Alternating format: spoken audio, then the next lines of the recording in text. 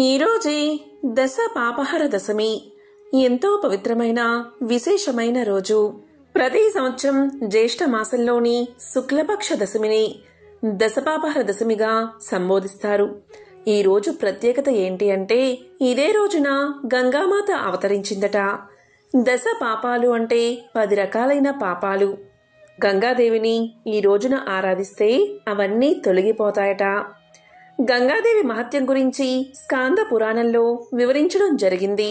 అలాగే స్మృతి కౌస్తుభం, వ్రత నిర్ణయ కల్పవల్లి, వాల్మీకి రామాయణం, మహాభారతంలో గాంగేయుని అంటే భీష్ముని వృత్తాంతంలో వర్ణించడం జరిగింది.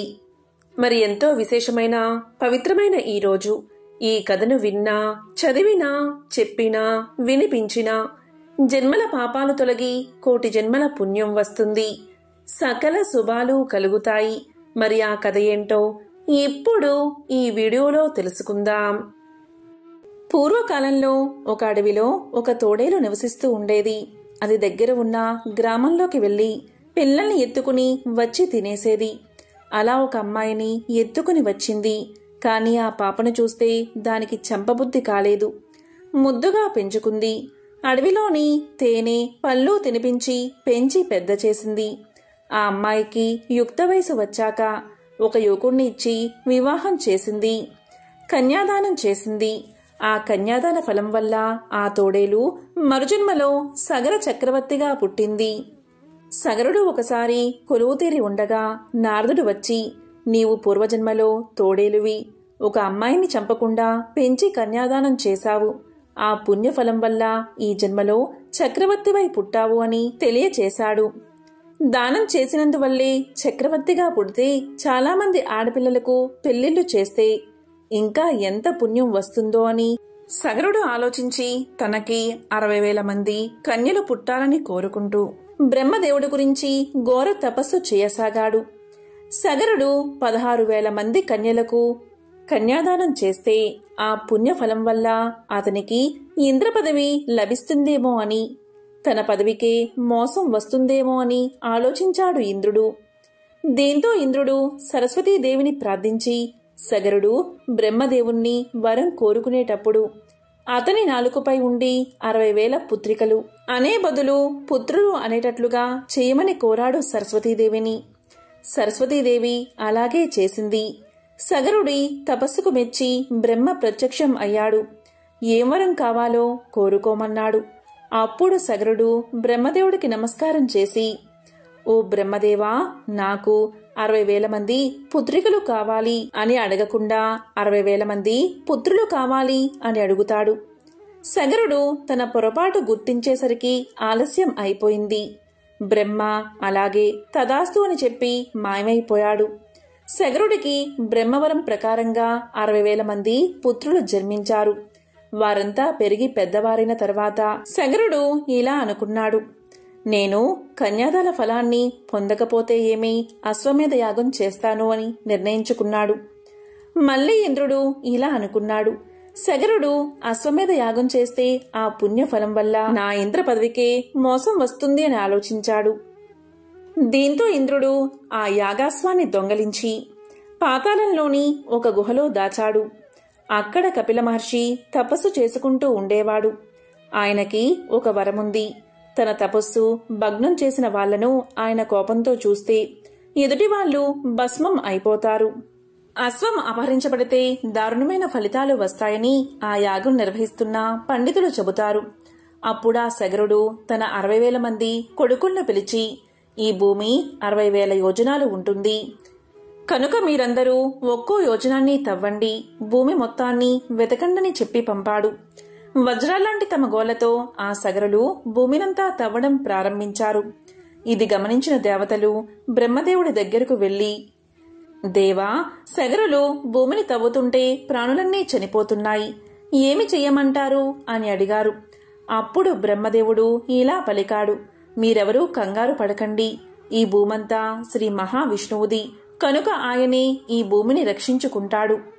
ప్రస్తుతం ఆయన పాతాళ లోకంలో కపిల మహర్షిగా తపస్సు చేసుకుంటున్నాడు అని చెప్పాడు బ్రహ్మ. ఇక సగర కుమారులు ఎంత తవ్వినా అశ్వం కనబడకపోయేసరికి వారు సగరుడి వద్దకు వెళ్లి జరిగిందంతా తెలియచేశారు. దానికి సగరుడు తన కుమారులతో, నాకు అశ్వం తప్పకుండా కావాలి అన్నాడు. మీరు పాతాళం దాకా తవ్వేయండి అని చెప్పి వాళ్ళని మళ్లీ పంపించాడు. ఆ సగర కుమారులు పాతాళం దాకా తవ్వడం ప్రారంభించారు. అలా తవ్వుతున్న వాళ్ళకి ఈ భూమిని తూర్పు దిక్కున మోస్తున్న దిశా గజం అనే ఏనుగు కనిపించింది.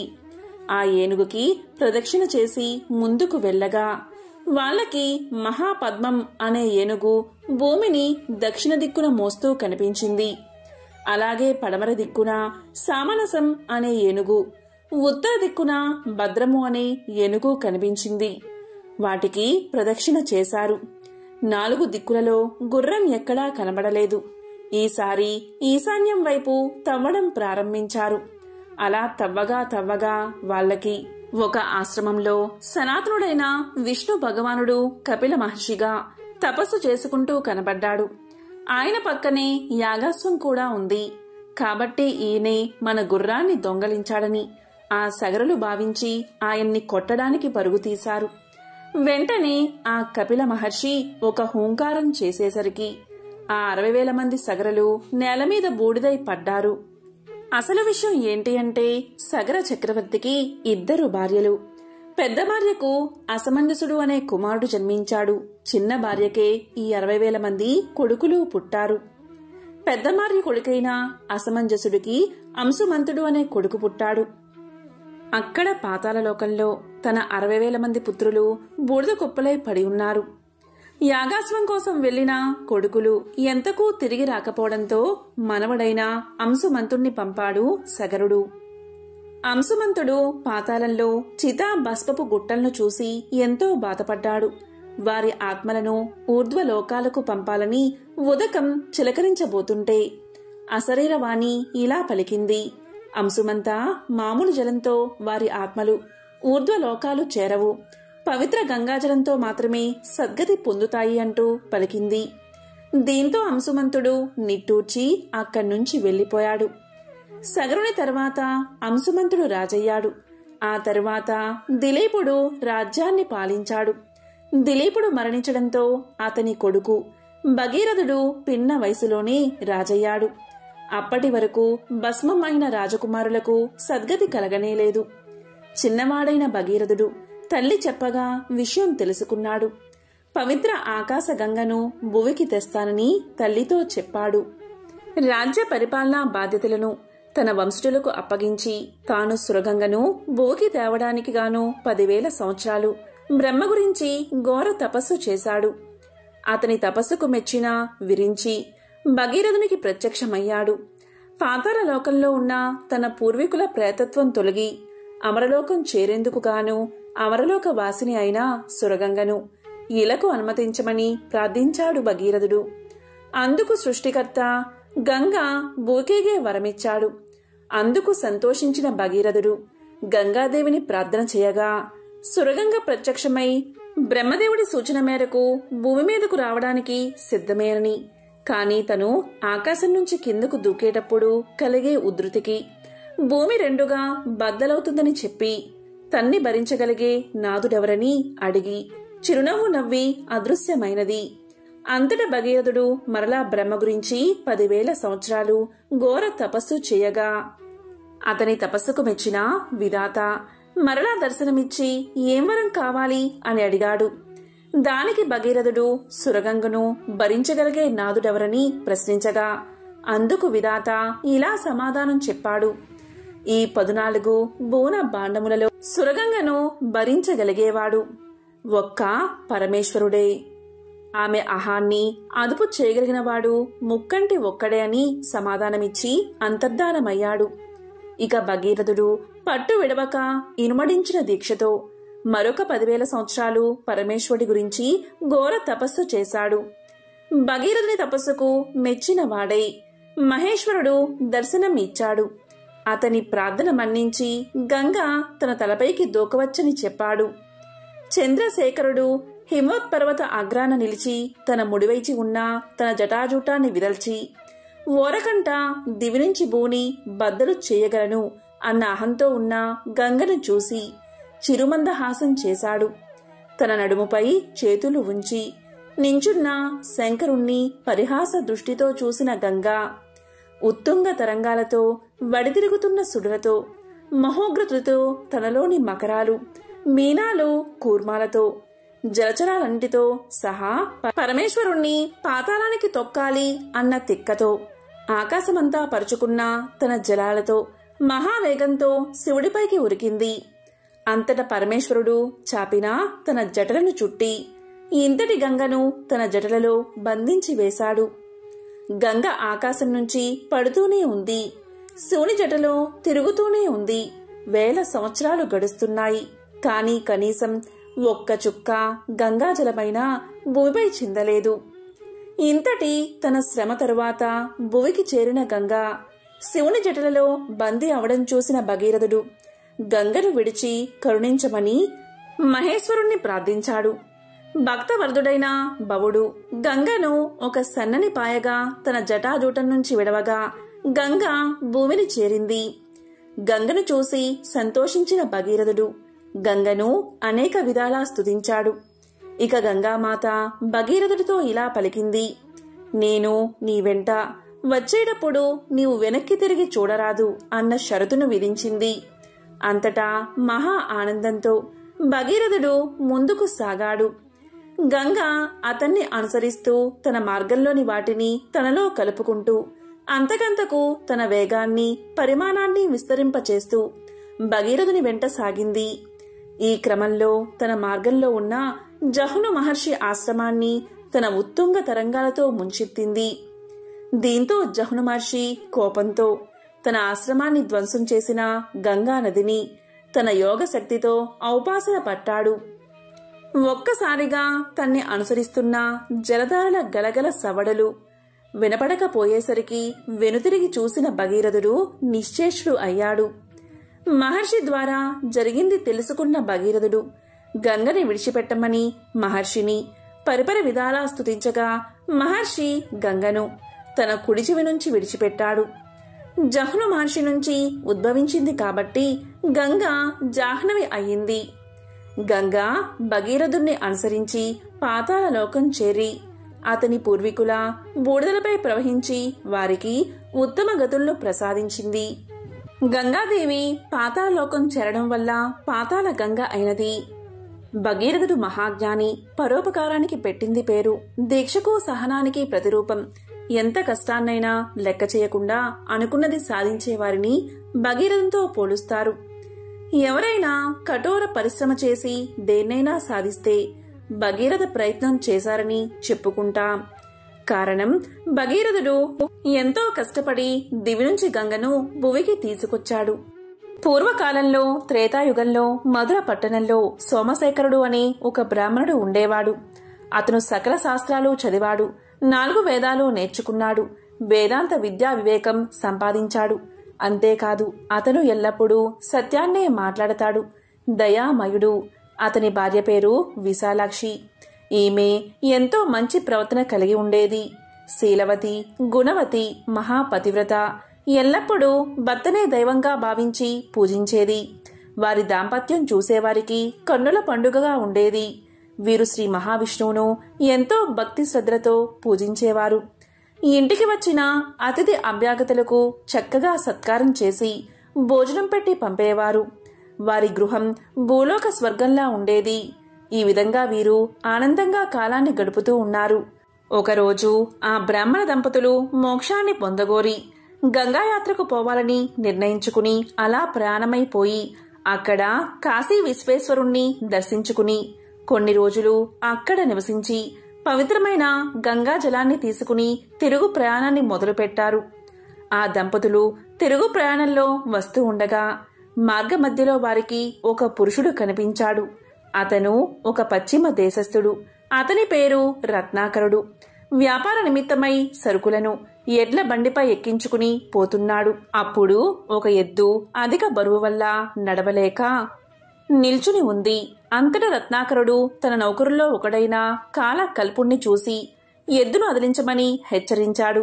అంతటా కాలకల్పుడు తన చేతిలో ఉన్న కర్రతో దాన్ని బలంగా కొట్టాడు. అప్పుడు ఆ ఎద్దు గింజుకుని తాళ్లు తెంపుకుని తన్ను కొట్టిన కాలకల్పుణ్ణి పొడిచింది. సూది మొనలాగా ఉన్న దాని కొమ్ము కాలకల్పుడి డొక్కలో గుచ్చుకుని వెంటనే భూమి మీద పడి గిరగిలా తన్నుకుని మరణ వేదనతో కాలకల్పుడు అరుస్తున్నాడు. అలా అరుస్తున్న కాలకల్పుణ్ణి ఈ బ్రాహ్మణ దంపతులు చూశారు.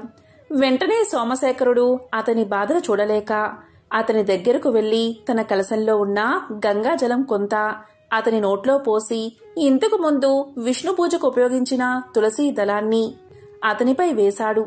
ఇక విష్ణునామాన్ని అతడికి వినపడేలా జపించసాగాడు. కొంతసేపటికి కాలకల్పుడు మరణించాడు. ఇక కాలకల్పుడి మరణానికి ఆ దంపతులు విచారించి ముందుకు సాగిపోయారు. వారు అలా కొంత దూరం పోయేసరికి మరొక భయంకర దృశ్యం వారికి కనిపించింది. అది ఏంటి అంటే వారి ఎదుట భీకర ఆకారాలతో కొందరు భటులు కనిపించారు. వారిలో కొందరికి కాళ్ళు పెరికి ఉన్నాయి, కొందరికి చేతులు తెగి ఉన్నాయి, కొందరికి ముక్కులు తెగి ఉన్నాయి. వారి ఆకారాలు భీకరంగా ఉన్నాయి. సోమశేఖరుడు భయపడక వారి దగ్గరకు వెళ్లి, అయ్యా, మీరు ఎవరు? మీకు ఈ అవస్థ ఎలా కలిగింది? దీనికి కారణం ఎవరు? మీ చరిత్ర చెప్పండి అని కోరాడు. ఇక అందులో కొందరు బ్రాహ్మణుని చూసి ఇలా పలికారు, అయ్యా, మేము ఒకరి ప్రాణం తీయడానికి భూమి మీదకు వచ్చాం. అతను మహాపాపి, ఎన్నో పాపాలు చేశాడు. చివరకు నోరులేని ఒక ఎద్దును కర్రతో గట్టిగా కొట్టాడు. అతని పేరే కాలకల్పుడు. అతన్ని శిక్షించడానికి యమధర్మరాజు ఆజ్ఞను అనుసరించి అతన్ని తీసుకుపోతున్నాం. అలా తీసుకుపోతున్న మమ్మల్ని విష్ణుదూతలు అడ్డగించి అతన్ని మేమే తీసుకుపోతాము అని గర్జించారు. అంతట మేము వారితో ఇలా అన్నాము, ఓ విష్ణుదూతలారా, వీడు మహాపాపి, మేము ఇతన్ని వదిలిపెట్టం అని పలికాము. దానికి విష్ణుదూతలు, ఓ యమదూతలారా, వీడు ఏం పాపం చేశాడో చెప్పండి అని అడిగారు. దానికి మేము, వీడు చేసిన పాపాలు ఇవి అని చెప్పడానికి వీలుపడదు, కానీ వీడు అన్ని రకాల పాపాలు చేసిన మహాపాపి అని చెప్పాము. దానికి విష్ణుదూతలు ఇలా పలికారు, చేసి ఉండవచ్చు, కానీ ఇతన్ని మీరు ఎలా తీసుకుపోతారు అని అడిగారు. దానికి మేము, వీడు చేసిన పాపాలకి తగిన శిక్ష విధించడానికి మా ప్రభువు ఆజ్ఞ ప్రకారం తీసుకుని పోతున్నాము అని సమాధానం చెప్పాము. దానికి విష్ణుదూతలు, ఇతను ఒక్క పుణ్యకార్యమైనా చెయ్యలేదా అని అడిగారు. దానికి మేము చెయ్యలేదు అని సమాధానం చెప్పాం. దానికి విష్ణుదూతలు మాతో ఇలా అన్నారు, మీరు బాగా ఆలోచించండి. ఇతను చనిపోయే సమయంలో ఒక బ్రాహ్మణుడు ఇతని నోట్లో పవిత్రమైన గంగాజలం పోశాడు. తులసీ దళాన్ని ఇతనిపై ఉంచాడు. అంతేకాదు, ఇతను వినేటట్లు శ్రీమన్నారాయణ్ణి ఉచ్చరించాడు. ఇదే అతను చేసుకున్న మిక్కిలి పుణ్యం. ఇంతకన్నా మించిన పుణ్యం మరేదీ లేదు. అందువల్ల మా ప్రభువైన విష్ణుమూర్తి ఇతన్ని విమానంపై ఎక్కించుకుని తీసుకురమ్మని మమ్మల్ని ఆజ్ఞాపించారు. అదిగో విమానం చూడండి, కాబట్టి మీరు ఇక పొండి అన్నారు. కాని మేము వారితో ఇలా పలికాము, ఇంత మాత్రానికే ఇతన్ని విడుస్తామా?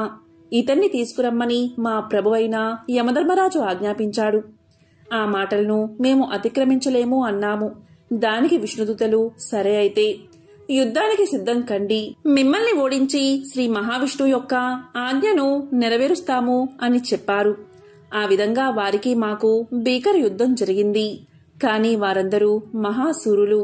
అందువల్ల మా అందరినీ క్షణాల్లో ఓడించి మమ్మల్ని అంగవైకల్యులుగా చేసి అతన్ని పుష్పక విమానంపై ఎక్కించుకుని వైకుంఠానికి తీసుకుపోయారు. వారి వల్ల ఇలా దెబ్బలు తిన్నామని, ఇలా జరిగిందని సోమశేఖరుడికి వివరించి తిరిగి వారి లోకాలకు వెళ్లిపోయారు. వారు వెళ్లిపోయాక ఆ బ్రాహ్మణ దంపతులు ఇలా అనుకున్నారు, ఆహా, గంగాజలం ఎంత గొప్పది! ఒక మహాపాపిని పవిత్ర గంగాజలం పుణ్యాత్ముణ్ణి చేసింది కదా. ఎప్పుడో ఒకప్పుడు తాగినంత మాత్రానే సమస్త పాపాలు తొలగిపోతుంటే ఇంకా కలకాలం ఇక్కడే ఉండి గంగా స్నానాన్ని ఆచరించి గంగాజలాన్ని తాగుతూ ఉంటే ఇంకా ఎంతటి భాగ్యం కలుగుతుందో కదా అనుకుని ఇక అక్కడే స్థిర నివాసాన్ని ఏర్పాటు చేసుకుని నిత్యము గంగాస్నానం చేస్తూ కాశీ విశ్వేశ్వరుని పూజిస్తూ అతిథులను ఎప్పటిలాగే ఆదరిస్తూ మంచి జీవితాన్ని గడిపారు. చివరకు వారిద్దరూ మోక్షాన్ని పొందారు. కాబట్టి జన్మ అంటే ఆ బ్రాహ్మణ దంపతులు జీవించినట్లు జీవించాలి. గంగా స్నానం చేస్తూ గంగాజలాన్ని సేవించడం వల్ల సకల శుభాలు కలుగుతాయి. దానికి ఈ కథే ప్రత్యక్ష ఉదాహరణ. కురుక్షేత్ర సంగ్రామం పూర్తయిన తరువాత భీష్మ పితామహుడు అంపశయ్య మీదే పడుకుని ఉన్నాడు. నెల రోజులు గడిచిన తర్వాత ఒకరోజు పాండవులతో పాచికలాడుతూ గోపాలుడు హఠాత్తుగా ఆగిపోయాడు. దేనికి కలవరపడిన పాండవులు శ్రీకృష్ణ ఏం జరిగింది అని ప్రశ్నించారు. అప్పుడు కృష్ణుడు ఇలా పలికాడు, ఓ పాండవులారా, కురుక్షేత్రంలో అంపశయ్యపై పవలించి ఉన్న భీష్మ పితామహుడు నన్ను స్మరించుకుంటున్నాడు.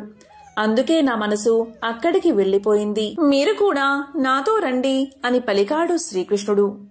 ఎందుకు అంటే, భీష్ముడు అస్థికాగ్రేశ్వరుడు, ధర్మశాస్త్రాలను అవపోసన పట్టి పూర్తిగా ఆగలింపు చేసుకున్న మహనీయుడు. ఏ ధర్మ సందేహాన్నైనా ప్రామాణికంగా తీర్చగలిగిన ఏకైక మహానుభావుడు. దేహం నుంచి నిష్క్రమించే సమయం ఆసన్నమవుతుంది. ఆయన అస్తమిస్తే లోకంలో ధర్మ సందేహాలు తీర్చే వ్యక్తులు ఎవరూ ఉండరు. కాబట్టి సూక్ష్మ విషయాలను తెలుసుకోవడానికి రండి అని శ్రీకృష్ణుడు పాండవులను భీష్మ పితామహుడు దరికి తీసుకువెళ్లాడు. భీష్మ పితామహుడు సుమారు 3 పక్షాల నుంచి అంపశయ్యపై పడి ఉన్నాడు. అతని శక్తి రోజురోజుకు క్షీణించిపోతుంది. మాఘమాసంలో ఎండకు ఎండుతూ మంచుకు తడుస్తూ నీరు ఆహారం స్వీకరించకుండా ఉన్నాడు. తాను కోరుకుంటే మరణం చెంతకు వస్తుంది, కాని ఎన్నో బాధలను భరిస్తూ ఉత్తరాయణం వరకు ఉండాలని కోరుకున్నాడు భీష్ముడు. ఇక ఏకాదశి నాడు దేహం నుంచి నిష్కరించాలని భగవంతుణ్ణి తలుచుకున్నాడు. తన హృదయ మందిరంలోని శ్రీకృష్ణుడితో మాట్లాడగలిగేవాడు భీష్ముడు. అంతటి జ్ఞానం కలిగిన మహనీయులకు ఈ రోజు ఆ రోజు అనేదే ఉండదు అని ఉపనిషత్తు చెబుతుంది. అలాంటి వాళ్ళు ఏ రోజు నిష్క్రమించినా వైకుంఠం ప్రాప్తిస్తుంది. భీష్ముడు ఆయనకు సర్వం శ్రీకృష్ణుడే అని విశ్వసించేవాడు. అయితే తాను చేసిన దోషం ఒక్కటి స్పష్టంగా గాంగేయుడికి జ్ఞాపకముంది. చేసిన ప్రతి పాపం శరీరంపైనే రాసి ఉంటుందట. అది తొలగితే తప్ప సద్గతి కలగదుగా. ఇంతకీ భీష్మ పితామహుడు చేసిన దోషం ఏంటి అంటే, పాండవ పత్ని ద్రౌపదికి నిండు సభలో అంతటి అవమానం జరుగుతూ ఉన్నా ఏమీ చేయలేకపోయాడు భీష్ముడు. ఆనాడు ధర్మరాజుకు లేవనెత్తిన సందేహాలను తీరుస్తూ ఉంటే పక్కనే ఉన్న ద్రౌపది నవ్వుతూ ఇలా పలికింది, తాత, ఆనాడు నాకు అవమానం జరుగుతూ ఉంటే ఏమయ్యాయి ఈ ధర్మాలు అని ప్రశ్నించింది. అందుకు భీష్ముడు ఇలా చెప్పాడు, అవును తల్లి, అప్పుడు నా దేహం నా అధీనంలో లేదు. అది దుర్యోధనుడి సొంతం. నీకు అవమానం జరుగుతుందని తెలిసినా నా దేహం నా మాట వినలేదని సమాధానం చెప్పాడు. అంతటి ఘోరమైన పాపం చేశాను కాబట్టే ప్రక్షాళన కోసం ఇన్ని రోజులు అంపశయ్యపై ఉన్నానని చెప్పాడు భీష్ముడు. కురువంశాన్ని కాపాడతానని తన తండ్రికి ఇచ్చిన మాటకు కట్టుబడిపోయిన భీష్ముడు పరిస్థితుల ప్రభావంతో ధర్మాన్ని త్యజించాడు. ఓ ద్రౌపది, కృష్ణ భక్తిలో ఎలాంటి కల్మషమూ లేదు, కానీ నా శరీరం దుష్టమైపోయింది. దాన్ని పరిశుద్ధం చేసుకోవడానికే అంపశయ్య మీద పడుకుని ఉన్నాను. అందుకు ఈనాడు నేను ధర్మాలు బోధించవచ్చని పాండవులకు ఎన్నో సూత్రాలను బోధించాడు భీష్ముడు. ఆ సమయంలో భీష్ముడు కృష్ణుడితో ఇలా పలికాడు, ఓ కృష్ణ, నాకెందుకు శక్తినిచ్చి నా చేత చెప్పిస్తున్నావు? నీవే ధర్మాలు చెప్పొచ్చు కదా అని ప్రశ్నించాడు. దానికి శ్రీకృష్ణుడు ఇలా పలికాడు, ఓ భీష్మ పితామహ, నీలాంటి అనుభవజ్ఞుడు చెప్తే వచ్చే స్పష్టత నేను చెప్తే ఉండదని బదులు ఇచ్చాడు. నేను చెప్తే అది తత్వం, నీవు చెప్తే అది తత్వాష్టం. తత్వాన్ని చూసినవాడు దాని గురించి చెప్పాలే తప్ప తత్వం తన గురించి తాను చెప్పుకోదు. నేల తన సారాన్ని చెప్పగలుగుతుందా? అందులో పండిన మొక్క మాత్రమే సారం గురించి చెప్పగలుగుతుంది. కాబట్టి అనుభవజ్ఞుడైన నీవు ఉపదేశం చేస్తే అది లోకానికి శ్రేయస్సును కలిగిస్తుంది అని చెప్పాడు శ్రీకృష్ణుడు.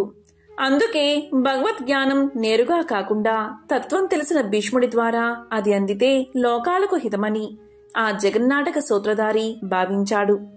కాబట్టే భీష్ముడి ద్వారా ధర్మశాస్త్రాలను పాండవులకు తెలియచేసేలా చేశాడు. ఈ విధంగా భీష్ముడు అంపశయ్య మీద ఉన్నప్పుడు పాండవులకు అనేక ధర్మశాస్త్రాల గురించి కథల రూపంలో వివరించాడు. మరి ఎంతో విశేషమైన ఈ రోజు అంటే భీష్మ ఏకాదశి రోజు భీష్ముడు తెలియచేసిన ఈ కథలను విన్నా, చదివినా, చెప్పినా, వినిపించినా జన్మల పాపాలు తొలగి కోటి జన్మల పుణ్యం వస్తుంది. మరి ఆ కథలేంటో ఇప్పుడు ఈ వీడియోలో తెలుసుకుందాం. భీష్మ పితామహుడు పాండవుల్లో పెద్దవాడైన ధర్మరాజుకు ఇలా తెలియజేశాడు. ధర్మనందన, బ్రాహ్మణత్వం పొందడం చాలా దుర్లభం. ఎన్నో జన్మలు ఎత్తిన తర్వాత గాని బ్రాహ్మణ జన్మ లభించదు. ఈ విషయం గురించి నీకు ఒక ఇతిహాసాన్ని చెప్తాను, శ్రద్ధగా విను అంటూ ఇలా చెప్పడం ప్రారంభించాడు. పూర్వం మతంగుడు అనే విప్ర కుమారుడు ఉండేవాడు. అతను తండ్రి ఆదేశానుసారం ఒక యజ్ఞానికి వెళ్లాడు. అలా వెళ్తూ దారిలో అతను ఒక గాడిద పిల్లను కర్రతో గట్టిగా కొట్టాడు. ఆ గాడిద పిల్ల ఏడుస్తూ తన తల్లి వద్దకు వెళ్లి జరిగిన సంగతి చెప్పింది. విషయం విన్న గాడిద తన పిల్లతో ఇలా చెప్పింది. అమ్మా, ఇతను చండాలుడు, క్రూరుడు, అందుకే నిన్ను ఇలా కొట్టాడు అని చెప్పింది. ఆ గాడిద మాటలు అర్థం చేసుకున్న విప్ర కుమారుడు ఇలా తలిచాడు. ఆ గాడిద ఊరికే అలా ఎందుకు అంటుంది? దాంట్లో ఏదో అంతరార్థముంది, లేకుంటే అలా ఎందుకు పలుకుతుంది అనుకుని వెంటనే అతను ఆ గాడిద దగ్గరకు వెళ్లి ఇలా పలికాడు. నా జన్మ రహస్యం నీకు తెలిస్తే నాకు చెప్పు అని కోరాడు. అప్పుడు ఆ గాడిద ఇలా పలికింది. ఓ విప్రకుమారా, నీ తల్లి కామంతో ఒక క్షురకుడి వల్ల నిన్ను కన్నది, కనుక నీవు బ్రాహ్మణుడివి కాదు అని చెప్పింది. దీంతో అతనికి యజ్ఞానికి వెళ్లడం మనస్కరించక తిరిగి ఇంటికి వెళ్లి తండ్రితో ఇలా పలికాడు. తండ్రి, నేను బ్రాహ్మణ స్త్రీకి క్షురకుడికి పుట్టినవాడను, కాబట్టి నేను బ్రాహ్మణుణ్ణి కాదు. నాకు ఈ విషయం ఒక గాడిద చెప్పింది. ఆ గాడిద ఏదో శాపవశాన ఇలా జన్మ ఎత్తి ఉంటుంది, లేకపోతే నా జన్మ రహస్యం దానికి ఎలా తెలుస్తుంది? తండ్రి, నేను తపస్సు చేసి బ్రాహ్మణత్వాన్ని సంపాదిస్తాను అని చెప్పి మతంగుడు తపస్సు చేయడానికి అడవులకు వెళ్లిపోయాడు. అక్కడ అతను కొన్ని సంవత్సరాలు తపస్సు చేసి ఇంద్రుణ్ణి ప్రసన్నం చేసుకున్నాడు. దాంతో ఇంద్రుడు ప్రత్యక్షమై ఇలా పలికాడు. కుమారా, నీవు తపస్సు ఎందుకు చేస్తున్నావు? నీ కోరిక ఏమిటి అని అడిగాడు. అప్పుడు మతంగుడు ఇలా పలికాడు. దేవా, నాకు బ్రాహ్మణత్వాన్ని ప్రసాదించండి అని తన కోరికను తెలియచేశాడు.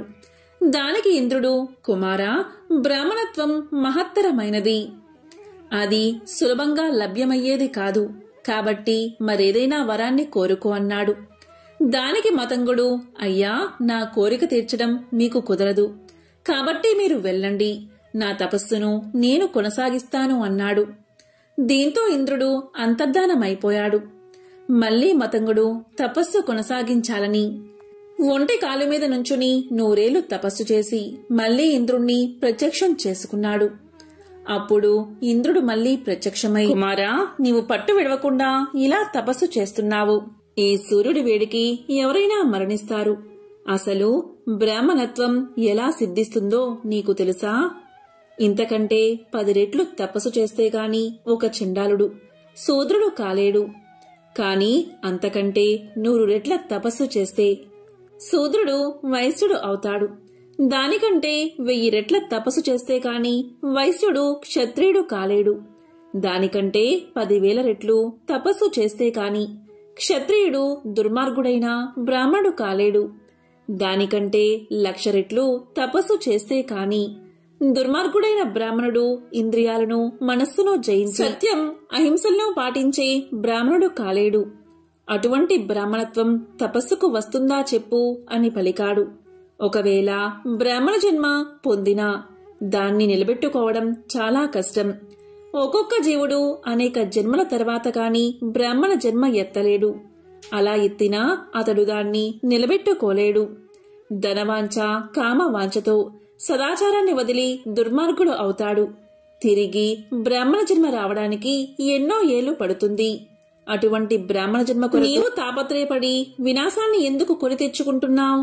నీకిష్టమైన మరొక వరం కోరుకో, ఇస్తాను, తపస్సు చాలించు అన్నాడు ఇంద్రుడు. మతంగుడు మారు మాట్లాడలేదు. అతని మొండితనం చూసి విసుగు చెంది ఇంద్రుడు అదృశ్యమైపోయాడు. దీంతో మతంగుడు తిరిగి తన తపస్సును కొనసాగించాడు. ఈసారి కాలి బొటనవేలు మీద నిలబడి శరీరం అస్థిపంజరం అయ్యే వరకు తపస్సు కొనసాగించాడు. అతని శరీరం శిథిలమైపోతూ ఉండగా మరలా ఇంద్రుడు ప్రత్యక్షమయ్యాడు. ఇలా పలికాడు ఇంద్రుడు, ఏం నాయనా, ఇంకా నువ్వు తపస్సు చాలించలేదా? పెద్ద పులిలా నిన్ను మింగగలిగిన బ్రాహ్మణత్వం నీకెందుకు? చక్కగా వేరే వరాలు కోరుకో, దానితో సుఖపడు అన్నాడు ఇంద్రుడు. దీంతో మతంగుడు అంగీకరించగాని, ఇంద్రుడు నీవు చండాదేవుడు అనే పేరుతో అందమైన స్త్రీల పూజలు అందుకునే వాడివి అవుతావు అని వరాన్ని ప్రసాదించాడు. కాని బ్రాహ్మణ జన్మను మాత్రం ప్రసాదించలేదు. కాబట్టి ధర్మరాజా, బ్రాహ్మణ జన్మ చాలా గొప్పది అనే విషయాన్ని గుర్తు పెట్టుకోని తెలియజేశాడు భీష్ముడు. కురుక్షేత్ర సంగ్రామం ముగిసిన తర్వాత భీష్ముడు తదితర పెద్దలు ధర్మరాజుకు చేసిన బోధల సారమే శాంతి పర్వం. పంచతంత్రంలాగానే ఇందులో కూడా జంతువులు, చెట్లు, పక్షులు పాత్రలుగా కనిపిస్తాయి. మరి భీష్ముడు చెప్పిన ఒక విశేషమైన కథను ఇప్పుడు విందాం. అనగనగా హిమాలయ పర్వత శిఖరాల మీద ఒక బూరుగు చెట్టు ఉండేది. విశాలమైన శాఖలతో, విస్తారమైన కాండంతో ఆ బూరుగు చెట్టు తన తెల్లటి దూదితో మరో మంచుకొండను తలపిస్తూ ఉండేది. ఒకరోజు అటువైపుగా వెళ్తున్న నారదుని దృష్టి ఆ బూరుగు చెట్టు మీద పడనే పడింది. 1000 అడుగుల ఎత్తున ఇంతటి మహావృక్షం మనుగడ సాగించడం సాధ్యమేనా అనుకున్నాడు ఇంద్రుడు. అనుకున్నది తడువుగా బూరుగు చెంతకు వెళ్లి ఇలా పలికాడు, నువ్వు అల్లంత ఎత్తున ఇంతగా విస్తరించి ఉన్నావు కదా, మరి నీకు ఏనాడు ఆ వాయుదేవుని వల్ల నష్టం రాలేదా? ఆయన తన పవనాలతో నిన్ను విరిచేందుకు ప్రయత్నించలేదా? నీకు వాయుదేవునికి మధ్య ఏమైనా బాంధవ్యం ఉందా అని అడిగాడు నారదుడు. నారదుని మాటలతో బూరుగు చెట్టుకి పౌరుషం పొడుచుకు వచ్చింది. అది ఇలా పలికింది, వాయుదేవుడి స్నేహంతోనో అతని దయా దాక్షిణ్యాలతోనో నేను మనుగడ సాగించడం లేదు. నన్ను కూల్చేంత సామర్థ్యం వాయుదేవుడికి లేనేలేదు. నా బలంతో పోలిస్తే ఆయన బలం ఒక మూలకు కూడా సరిపోలదు అంటూ పరుషమైన మాటలు ఎన్నో పలికింది. ఆ బూరుగు చెట్టు మాటలు వినగానే కలహభోజనుడైన నారదునికి మరో కథ నడిపేందుకు అవకాశం చిక్కింది. అతను ఇలా పలికాడు, ఓ బూరుగు చెట్టు, నువ్వు ఇలా మాట్లాడడం సబబుగా లేదు. ఆ వాయుదేవుడు తలుచుకుంటే కొండలనైనా కదిలించేయగలడు.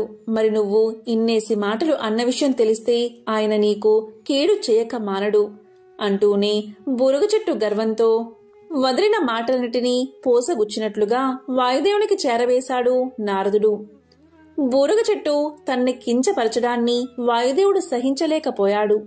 వెంటనే ఆగ మేఘాల మీద బూరుగుని చేరుకుని ఇలా పలికాడు, ఒకనాడు బ్రహ్మదేవుడు నీ చెంత సేదతీరాడు అన్న కారణంగా ఇన్నాళ్ళు దయతలచి నీ జోలికి రాలేదు. నేను చూపిన కరుణ నీలో కృతజ్ఞతను కలిగించకపోగా గర్వాన్ని రగిలించింది. రేపు ఈ పాటికి నిన్ను ఏం చేస్తానో చూడు అంటూ విసురుగా వెళ్లిపోయాడు వాయుదేవుడు. వాయుదేవుడి మాటలకు బూరుగు నిలువెల్లా వణికిపోయింది. ఇప్పటి వరకు తనకు ఎదురు లేదన్న పొగరుతో అనకూడని మాటలన్నీ అనేసింది. వాయుదేవుడితోటే వైరం తెచ్చుకుంది. నారదుడు చెప్పినట్లు వాయుదేవుడు తలుచుకుంటే కొండలు కూడా కదిలిపోయే మాట వాస్తవమే. అలాంటి తాను మాత్రం ఆ ప్రపంచుడికి ఎదురొడ్డి ఎలా నిలబడగలదు? ఇప్పుడేం చేయడం? ఇలా పరిపరి విధాలా ఆలోచించిన బూరుగు చివరికి ఒక నిర్ణయానికి వచ్చింది. వాయుదేవుడు తనకు నష్టం కలిగించే లోపుగా తానే తన కొమ్మలన్నీ విరిచేసుకుంది, రెమ్మలటిని తుంచేసుకుంది, పూలనటిని రాల్చేసింది. చిట్ట చివరికి ఒక మోడుగా మారింది. ఇప్పుడిక వాయుదేవుడు నష్టపరిచేందుకు నా వద్ద ఏమీ లేదు అన్న నమ్మకంతో పవనుడి రాక కోసం ఎదురుచూడసాగింది బూరుగ చెట్టు. మర్నాడు వాయుదేవుడు రానే వచ్చాడు. మోడులా నిలిచిన బూరుగుని చూసి జాలిపడ్డాడు. నేను విధించాలి అనుకున్న శిక్షను నువ్వే స్వయంగా అమలు చేసుకున్నావు. ఇక మీదైనా అహంకారాన్ని వదిలి నమ్రతతో జీవనాన్ని సాగించు అంటూ సాగిపోయాడు. పెద్ద చిన్న తారతమ్యం లేకుండా తన పరిమితుల గురించి ఆలోచించకుండా ఎవరితో పడితే వారితో విరోధం పెట్టుకుంటే ఏం జరుగుతుందో బూరుగు కథ మనకి తెలియచేస్తుంది. దీన్ని బట్టి గర్వం ఎప్పటికీ పనికిరాదు అనే నీతిని మనకి పదే పదే వినిపిస్తోంది. భీష్ముడు స్త్రీల గురించి ధర్మరాజుకు ఇలా వివరించాడు. పూర్వం దేవశర్మ అనే ముని ఉండేవాడు. అతని భార్య చాలా సౌందర్యవతి. దేవశర్మ ఒక యజ్ఞ కార్యనిమిత్తం పోతూ తన శిష్యుడైన విప్రుడితో ఇలా పలికాడు. విపులా, నా భార్య అతిలోక సుందరి. ఆమె కొరకు దేవేంద్రుడు పొంచి ఉన్నాడు. నేను ఇంద్రుడి ఉపాయం తిప్పుకొడుతూ నా భార్యను రక్షిస్తున్నాను. నేను ఇప్పుడు యాగం చేయడానికి వెళ్తున్నాను. కనుక నీవు నా భార్యకు రక్షణగా ఉండాలి అని చెప్పాడు గురువు. దీంతో విప్రుడు ఇలా పలికాడు. గురువుగారు, మీరు చెప్పినట్లే చేస్తాను. కాని ఇంద్రుడు మాయావి కనుక ఏ రూపంలో వస్తాడో తెలుసుకోవడం ఎలాగా అని అన్నాడు. దానికి దేవశర్మ, విపులా, నీవు చెప్పింది నిజమే. మాయావి అయిన ఇంద్రుడు పక్షుల రూపంలోనో జంతువుల రూపంలోనో కూడా వస్తాడు. కనుక జాగ్రత్త పడాలి. నేను ఆశ్రమంలో లేనని తెలిసిన ఇంద్రుడు నా భార్య కొరకు తప్పకుండా వస్తాడు. కనుక నీవు జాగరూకత వహించాలి అన్నాడు గురువు. దీంతో విప్రుడు, గురుదేవా, మీరు చెప్పినట్లే చేస్తాను అన్నాడు. దీంతో దేవశర్మ నిశ్చింతగా యాగం చేయడానికి వెళ్లాడు. విప్రుడు జాగ్రత్తగా గురుపత్నిని కాపలా కాస్తున్నాడు. అతనికి ఒక ఆలోచన వచ్చింది. నేను గురుపత్నిని యోగశక్తితో ఆవహిస్తాను. అప్పుడు దేవేంద్రుడు గురుపత్నిని ఏమీ చెయ్యలేడు. నేను యోగశక్తితో ఆవహించిన విషయం గురువుగారికి తెలిసే అవకాశం కూడా ఉండదు అనుకున్నాడు. ఆ తరువాత శిష్యుడి ఆత్మ గురుపత్నిని ఆవహించింది. శిష్యుడి ఆత్మ ప్రవేశించడంతో ఆమె ఆత్మ జడత్వం పొందింది. ఇంద్రుడు ఆమె మీద కోరికతో పక్కనే ఉన్న శిష్యుడు నిద్రపోతున్నాడని అనుకుని ఆమెను సమీపించి తన కోరిక తెలియచేశాడు. ఆమె జడత్వం వహించినందువల్ల ఇంద్రుడికి జవాబు ఇవ్వలేదు. ఇంద్రుడు ఆమెను త్వరపెట్టాడు. గురుపత్నిలో ఉన్న శిష్యుడు ఇంద్రుడితో ఇలా పలికాడు. ఇంద్రా, నీవు ఇక్కడకు వచ్చిన పని ఏమిటి అని అడుగుతూ ఆమెను శ్రోతప్పేలా చేశాడు. ఇంద్రుడు ఇదంతా చూసి భయపడ్డాడు. శిష్యుడు గురుపత్నిని వదిలి బయటకు వచ్చి ఇంద్రుడితో ఇలా అన్నాడు. ఓ ఇంద్రా, గౌతముడి శాపంతో ఒళ్లంతా కళ్ళు చేసుకున్నా నీకు బుద్ధి రాలేదు కదా. దేవేంద్రుడివై ఉండి ఇంద్రియాలు అదుపులో పెట్టుకోలేని బుద్ధి కుత్సితమైనది కదా. నీచుడా, ఇలాంటి పని చేస్తే నా గురువుగారి కోపాగ్నికి భస్మం కాగలవు. జాగ్రత్త, మా గురువు దాకా ఎందుకు, నేనే నిన్ను దహించగలను కాని మనసు రావడం లేదు. బతికిపోయావు, వెళ్ళు అన్నాడు. దీంతో దేవేంద్రుడు తన యోగ బలంతో విపులుడి శక్తి గ్రహించాడు. ఇంద్రుడు బతుకు జీవుడా అనుకుంటూ వెళ్లిపోయాడు. గురువుగారు వచ్చిన తర్వాత శిష్యుడు ఇలా పలికాడు. గురువుగారు, మీరు లేనప్పుడు దేవేంద్రుడు ఇక్కడకు వచ్చాడు. కాని నా యోగ బలానికి భయపడి వెళ్లిపోయాడు అని చెప్పాడు. కాని తాను రుచి శరీరంలో ప్రవేశించిన విషయం చెప్పలేదు. ఇలా ఉండగా ఒకరోజు ఆకాశ మార్గాన పోతున్న దేవకాంత మెడలోని పూలదండ దేవశర్మ తల మీద పడింది. దేవశర్మ దాన్ని భార్యకు ఇచ్చాడు. ఆ సమయంలో రుచి అక్క భర్త అయిన చిత్రరథుడు దేవశర్మను, రుచిని తమ ఇంట్లో జరిగే ఉత్సవానికి రమ్మని ఆహ్వానించాడు. చిత్రరథుడు ఇంటికి పోతూ రుచి ఆ దండను అలంకరించుకుని వెళ్ళింది. ఆ పరిమళానికి ఆకర్షించబడిన ఆమె సోదరి ఆ దండ గురించి సోదరిని అడిగింది. రుచి ఆ పూలు తమ ఆశ్రమంలో ఉన్నాయని చెప్పి తన భర్తతో అటువంటి పూలను తన సోదరికి తెచ్చి ఇవ్వమని కోరింది. దీంతో దేవశర్మ విప్రుణ్ణి పిలిచి ఆ పుష్పాలు ఎక్కడ ఉంటాయో వెతికి పట్టుకు రమ్మని చెప్పాడు.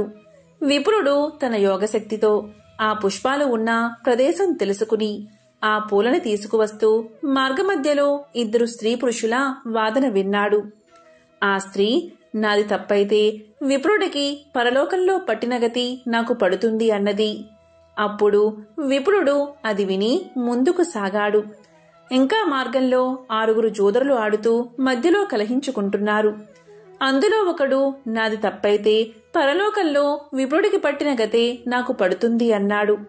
ఈ మాటలు విన్న విప్రుడికి సందేహం కలిగింది.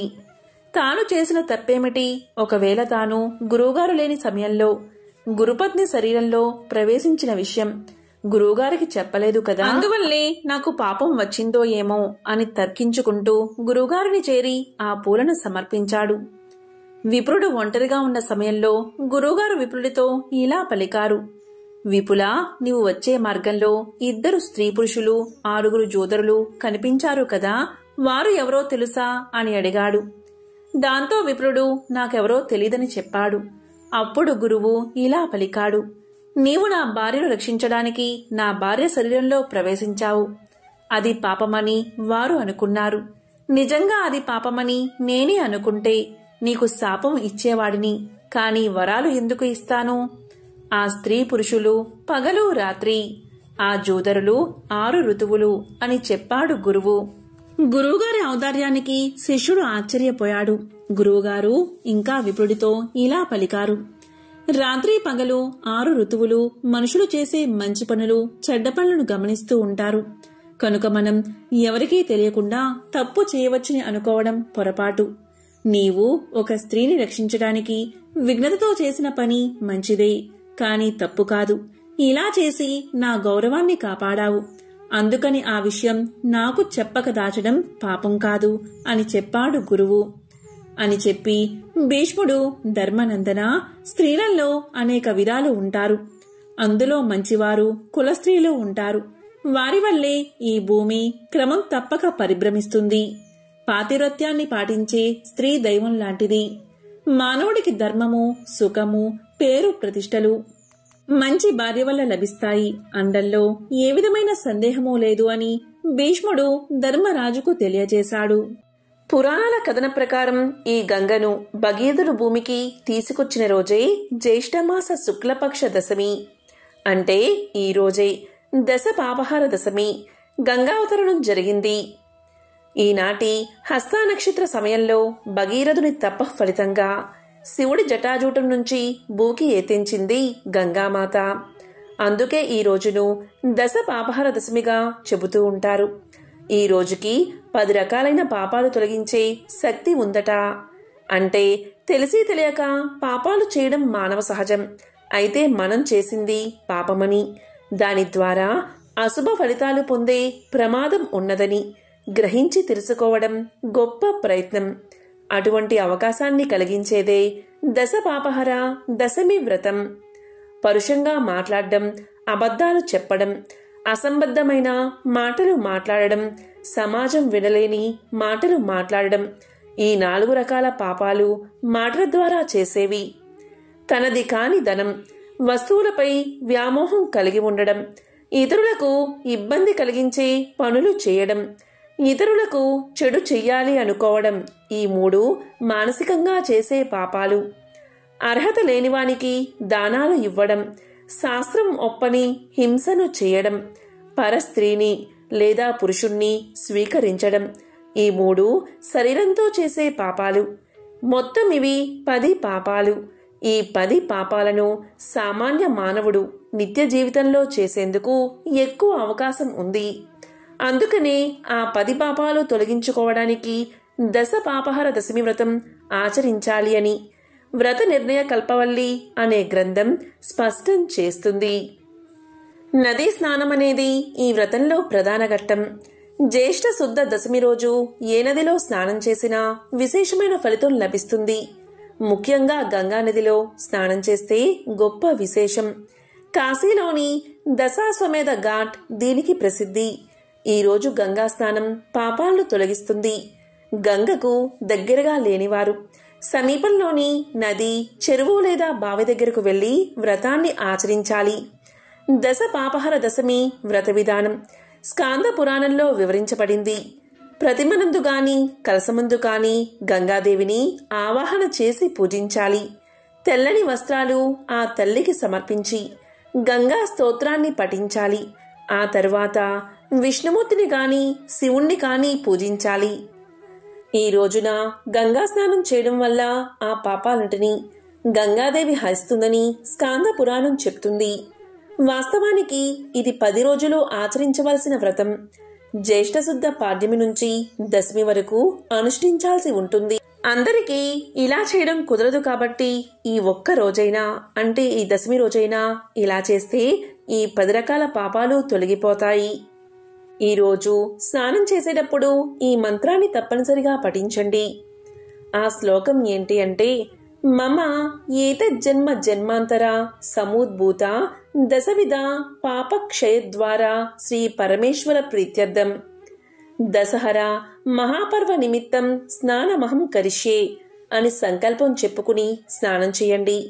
స్నానం చేశాక పితృతర్పణాలు నిత్యానుష్ఠాలను యథావిధిగా నిర్వర్తించండి. తరువాత తీర్థపూజ చెయ్యండి.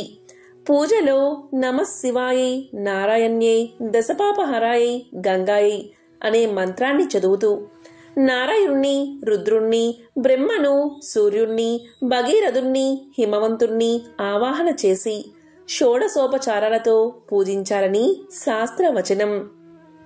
దశపాపహర వ్రతం చేయడానికి వీలు కానివారు గంగామాత యొక్క ద్వాదశ నామాలు అంటే నందిని, నళిని, సీత, మాలిని, మహాపగ, విష్ణు పాదాబ్జ సంభూత, గంగా, త్రిపదగామిని, భాగీరథి, భోగవతి, జాహ్నవి, త్రిదశేశ్వరి అనే 12 నామాలు తలుచుకుంటూ అందుబాటులో ఉన్న జల వనరులలో మునకలు వేస్తే గంగానది స్నానాన్ని, వ్రతాన్ని నిర్వహించగా ప్రాప్తించే ఫలానికి సమానమైన ఫలం పొందుతారని శాస్త్రవచనం.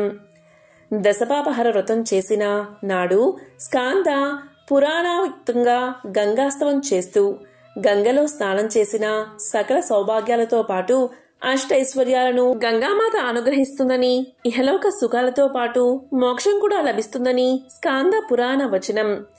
కాబట్టి ఎంతో పవిత్రమైన విశేషమైన ఈ రోజు ఈ కథలను విన్నా, చదివినా, చెప్పినా, వినిపించినా జన్మల దోషాలు తొలగిపోతాయి. కోటి జన్మల పుణ్యం వస్తుంది. సకల శుభాలు కలుగుతాయి. 10 రకాల దోషాలు పటాపంచలు అవుతాయి. ఓం నమః శివాయ. ఓం నమో నారాయణాయ.